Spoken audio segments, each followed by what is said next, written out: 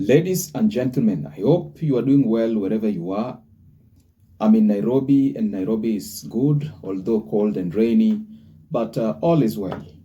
I have watched keenly and carefully the speech of retired President Uhuru Kenyatta that he delivered during the consecration and installation of Bishop Peter Kimani in Embu County yesterday, and I have come to the conclusion that of the things that make President Uhuru Kenyatta happy, the sufferings of Rigathi Gachagua comes top in the list. President Uhuru Kenyatta has finally broken his silence on the sufferings of Rigathi Gachagua.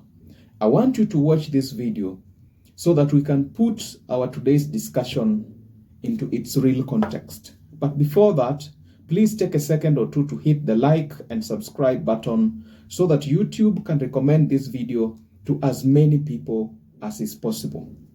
Thank you for doing that, and now let's move straight into the clip. Mimi sina mengi ya kusema.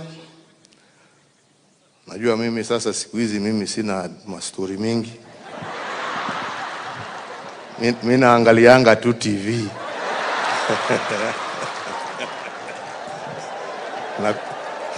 na kusikia radio tu. I think even a class 2 baby will agree with the fact that in this video, Uhuru Kenyatta was clearly making reference to the politics of impeached Deputy President Rigathi Gachagua, whose sufferings the retired president has been clearly following up on television, even when Rigathi Gachagua and his wife, Pastor Dorcas Gachagua, shed tears at the current hospital compound. You know, Uhuru Kenyatta is now retired, and the constitution does not allow him to be very active in Kenyan politics. But the impeachment of Rigathi Gachagua is something that the retired president had foreseen, I believe so, as soon as the Kenya Kwanza administration took power. Remember, President Uhuru Kenyatta worked with William Ruto as his deputy, and so Ruto is a guy that Uhuru Kenyatta knows, quite frankly. He knows him in and out. He knows how disastrous Ruto could potentially be after taking office. And I think that he had even predicted the nature of treatment that William Ruto could subject careless politicians like Rigathi Gachagua to. Uhuru Kenyatta chose his words carefully and said something more interesting, and I want you to watch. Lakini ningependa kuungana na yale yamesemwa hapa na mwenzetu makamu wa rais. Tuombee nchi yetu, tuombee amani, tuombee uwiano kati ya viongozi na wananchi, tuache mambo ya ukabila na tupendane. Sisi wote ni wa Kenya. When the retired president says that tuache ukabila, it begs the question, who then has been tribalistic ndio aambiwe tuache ukabila? Remember, this was an event that brought together all key political figures in the country.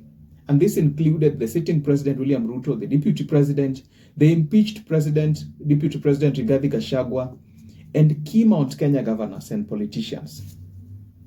This was a rare chance of its kind that retired President Uhuru Kenyatta had been given.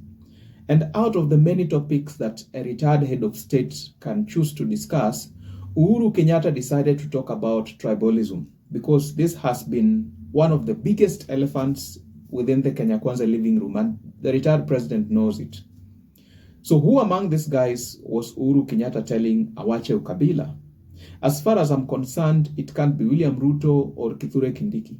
I have cast a lot in my soul, and it lands on Rigathi Gachagua, and you could hear how the crowds were cheering when President Kenyatta mentioned that.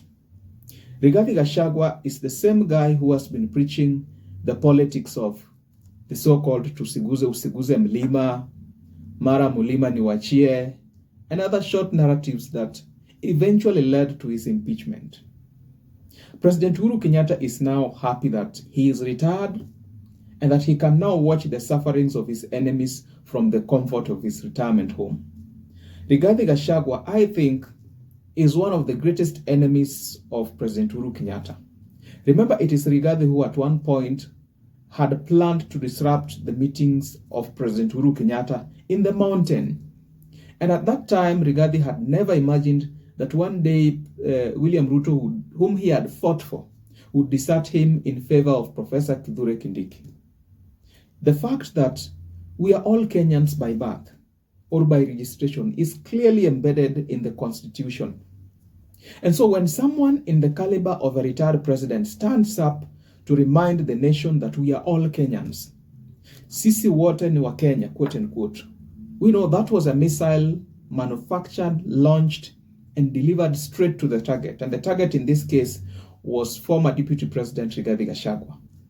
In other words, Uhuru was trying to tell Rigathi that, you know what, man, you are simply paying for your sins, and I can't wait to see how dark your political future will grow into. And most importantly, I can't help you in this.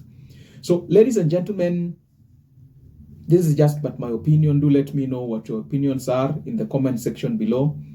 Don't forget to like, subscribe, and hit the notification bell for more informative content such as this. If you're watching for the first time, please don't hesitate to leave a comment in the comment section below.